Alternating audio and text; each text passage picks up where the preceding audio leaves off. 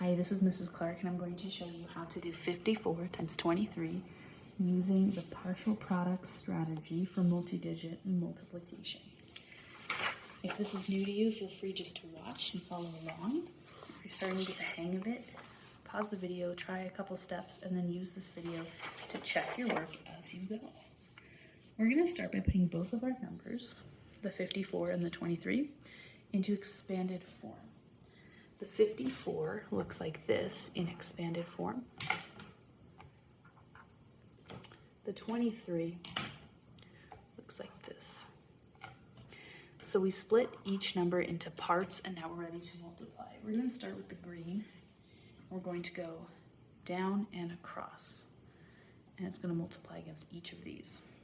For 50 times 20, ignore the zeros, and write in 5 times 2.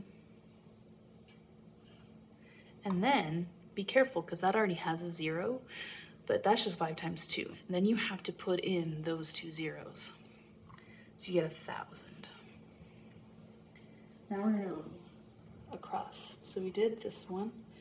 Now we're going to do this one. 50 times 3. Again, ignore the 0. 5 times 3 is 15. And then you can stick that 0 back in. 150. So you're actually finished with the 5 now because you did 5 or 50 times orange and red. So it multiplied against this one and that one. And you're just going to do the same thing with the 4. So for the 4, I'm going to go across and down, and it makes kind of this bow tie shape here, which I love in the middle. So 4 times 20, 4 times 2 is 8 with a 0. So 4 times 20 is 80. And then 4 times 3, which is 12. Okay, now we're going to add them all together. 0 plus 0 plus 0 plus 2.